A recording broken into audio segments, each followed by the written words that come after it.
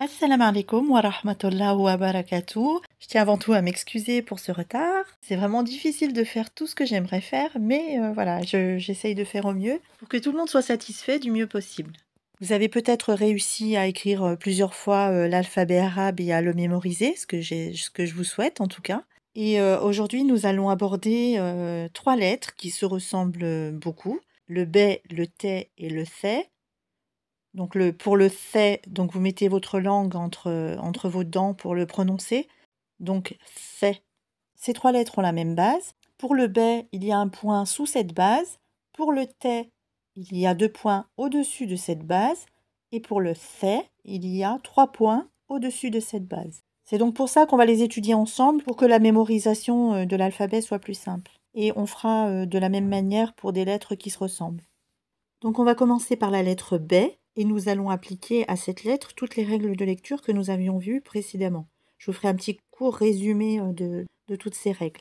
Il est très important que vous vous entraîniez à écrire les lettres suivant si elles s'écrivent en début, en milieu ou en fin de mot, parce que ça va être vraiment très important par la suite pour que vous puissiez reconnaître facilement les lettres dans une phrase.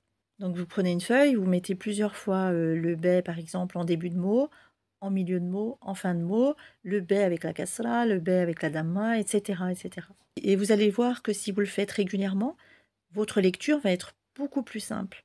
Et là, quand vous aurez bien mémorisé toutes ces règles, en fait, la lecture, après, ça va aller tout seul, parce que pour les lettres suivantes, ça va être le même principe. Donc, dans le petit encadré à droite, vous avez le B en début de mot. Donc, la lettre se trouve entre les petits crochets gris. Donc vous avez un petit crochet au-dessus et un petit crochet en dessous. Donc là, la lettre, le B, en début de mot, s'écrit comme vous voyez entre les deux crochets. Donc dans une phrase, vous le reconnaîtrez avec le petit point en bas. Donc idem pour le T. Donc c'est la même chose que le B, sauf que au lieu d'avoir un seul point, vous en avez 2. Et donc pareil, lorsque vous aurez une phrase, vous le reconnaîtrez avec les 2 petits points que vous voyez au-dessus. Et là, encore une fois, c'est le même principe pour le C. Donc en début de mot, vous allez retrouver le B, le T et le C avec une mi-base. Donc c'est comme si vous aviez votre base qui était coupée en 2. Et ce qui va différencier les 3, donc pour le B, le point sera en dessous de cette mi-base, le T avec 2 points au-dessus de cette mi-base et le C, 3 points au-dessus de cette mi-base. En milieu de mot, le B va se retrouver comme un I minuscule, sauf que le point sera en dessous de ce I pour le B. Donc là, vous pouvez visualiser le B. Donc là, vous pouvez voir comme un I avec le point en bas dans l'encadré gris. On va retrouver la même chose pour le T. Donc là, vous allez voir le T comme un I, sauf qu'au lieu d'avoir un seul point, on a 2 points. Donc on voit bien le I minuscule dans l'encadré gris avec 2 points au lieu d'un. Et enfin, pour le C, on a la même chose, sauf qu'au lieu d'avoir 2 points, on a 3 points. Voilà, donc comme vous pouvez le voir, on les reconnaît facilement. Donc le B avec un seul point en dessous, le T 2 points au-dessus et le C 3 points au-dessus. Donc dès que vous voyez ces points, avec cette mi-base, vous saurez qu'il y a un B, un T ou un C. Maintenant, en fin de mot, on reconnaît facilement également le B. Donc vous avez sa base qui est complète. Et juste avant, vous avez une sorte de petit crochet qui fait qu'elle est accrochée à une autre lettre. C'est comme lorsqu'on l'en écrit en français. Pour le T, c'est la même chose. Donc sauf comme tout à l'heure, nous avons les 2 petits points qui sont au-dessus de la base et le petit crochet qui fait la liaison avec une autre lettre. Pour le C, c'est encore la même chose, sauf que l'on retrouve les 3 points au-dessus de la base et idem, on retrouve le petit crochet qui accroche le C à une autre lettre. Donc là, pour les exemples, je vous ai mis 3B à la suite, 3T ou 3C, mais j'aurais pu vous mettre d'autres lettres avant. Dans l'épisode précédent, nous avions vu la règle de la fatha, donc qui est la sorte de petit accent aigu que l'on trouve au-dessus de la lettre et pour laquelle on entend le son E. Donc pour la lettre B, on entendra B, pour la lettre T, on entendra T, pour la lettre C, on entendra C. Dans le prolongement de la fatha, nous avons la tanwin bil fatha. Elle est représentée par un doublement de la fatha qui donne le son N. Donc vous la reconnaîtrez avec ces deux petits accents aigus parallèles qui se trouvent au-dessus de la lettre. À savoir que la tanwin ne se trouve qu'à la dernière lettre d'un mot, c'est donc un signe que c'est la fin du mot. Avec le elif, on entendra le son N. Avec le B, on entendra ben. Avec le T, on entendra ten. Et avec le Th, on entendra then. Ensuite, nous avions vu la kasra, donc c'est la sorte de petit accent aigu que l'on trouve en dessous de la lettre et qui donne un son I. Donc pour la lettre B, on aura alors comme son bi. Pour la lettre T, on entendra ti. Et enfin, pour la lettre Th, on entendra thi. Dans le prolongement de la kasra, nous allons parler de la tanwin bil kasra. Le sigle sera représenté par une double kasra que vous retrouverez sous votre lettre. Donc par exemple pour le elif, donc vous avez la barre du elif avec la hamza. Rappelez-vous, c'est une sorte de 2 à l'envers. Et en dessous de cette hamza, vous allez trouver la tanwin bil kasra. Donc les deux petites barres parallèles, les deux petits accents aigus parallèles que vous retrouvez sous cette hamza. Et cela va donner un son in. Donc avec le elif, on aura un son in. Avec le B, bin. Avec le T, tin. Et avec le Th, thin. Donc dès que vous voyez ces deux petites barres parallèles, donc ces deux petits accents aigus parallèles, vous saurez qu'il y a une tanwin bil kasra qui va donner un son in. Nous allons donc parler maintenant de la damma, qui est une sorte de boucle qui se place au-dessus de la lettre et qui donne un son ou. Donc pour la lettre B, on entendra bou. Pour la lettre T, on entendra tout. Pour la lettre Th, on entendra thou.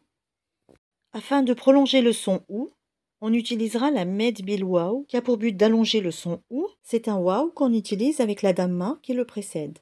Donc par exemple avec le elif, donc on place le elif, on ajoute la damma au-dessus du elif et on ajoute le waw à côté du elif.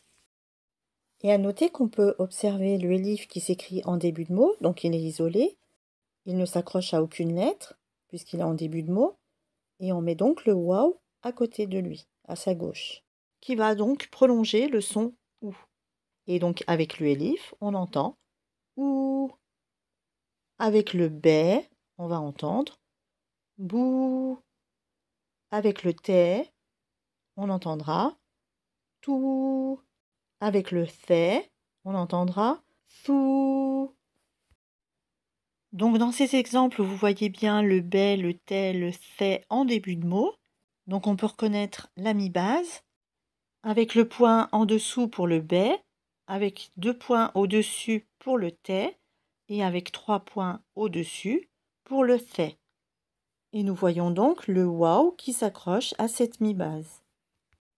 Nous allons maintenant parler de la tanwin bil damma. Donc vous la reconnaîtrez avec un 2 accroché à une boucle, donc accroché à une damma. C'est donc un doublement de la damma qui va donner le son un. Donc cette tanwin bil damma, vous la retrouvez au-dessus des lettres. Donc pour le elif, on la retrouve au-dessus de la hamza et elle va donner le son un. Pour le b, elle donnera le son boun. Et pareil, on la retrouvera au-dessus du b. Pour le T, cela va donner le son tun. Pour le Th, cela donnera thun. Parlons maintenant de la soukoun. Donc la soukoun est un petit rond que l'on place au-dessus de la lettre. Elle va avoir pour conséquence d'arrêter la prononciation de la lettre. Donc par exemple, pour la lettre B, on entendra ab. Pour la lettre T, on entendra at. Pour la lettre Th, on entendra F. La shadda, elle, est représentée par un petit W que l'on trouve au-dessus de la lettre qui vient soit avec la fatha, soit la kasra, soit la damma, mais pas la soukoun. Elle va avoir pour conséquence de dédoubler la lettre sur laquelle elle se trouve. Par exemple, si on a une shadda avec une fatha qui donne le son E, ça va être comme si on avait 2 fois la lettre qui vient en dessous, une première fois Ça va être comme si on avait une soukoun. Et la deuxième fois, on va appuyer sur cette lettre pour la renforcer. Donc pour la lettre B, on a la lettre B, on appose la shadda au-dessus et la fatha encore au-dessus. Donc là, on choisit la fatha pour notre exemple. Donc au lieu d'avoir le son B s'il n'y avait pas la shadda, on aura B. Donc une première lettre B avec la soukoun qui donne le son ab et une autre lettre B avec la fatha qui donne le son B. Et donc on relie les deux lettres en appuyant la deuxième et ça donne ab. Pour la lettre T, ça donnera T. Pour la lettre C, C. Passons maintenant au med bilier. Donc c'est un yé que l'on va placer à côté d'une lettre et le but est d'allonger le son I. Donc il sera associé à une kasra. Donc pour la lettre elif, donc on voit le elif avec la hamza sous le elif et on viendra placer la petite kasra en dessous de la hamza. Et on placera le yé à côté, à gauche du elif. Et cela va donner un son I. Le med bil elif est un allongement des lettres et cet allongement va avoir une incidence sur les mots parce qu'il peut changer le sens. Donc c'est un elif sans aucun signe. Et ce sera donc un allongement en deux temps. Donc là, vous voyez la hamza sur laquelle on a posé une fatha et nous avons le elif qui se trouve à gauche de cette hamza. Et donc ça donnera le son est un allongement en deux temps. On peut également trouver une sorte d'apostrophe qui indiquera également un allongement en deux temps. L'allongement en quatre temps sera lui indiqué par une sorte de mini-vague au-dessus de la lettre. Nous allons nous arrêter là pour aujourd'hui. Entraînez-vous à écrire toutes les lettres en début, milieu et fin de mot en appliquant toutes les règles que l'on a vues précédemment. Et puis nous nous retrouvons dans une prochaine vidéo avec la suite de ces règles. En attendant, je vous souhaite un très bon ramadan, qu'Allah vous facilite le ramadan, qu'il vous accorde la piété, la miséricorde, la santé et tout ce que vous souhaitez de meilleur dans votre vie. Pour vous et tous vos proches, Inch'Allah. Bon ramadan à vous et à toute la famille. À bientôt, Inch'Allah.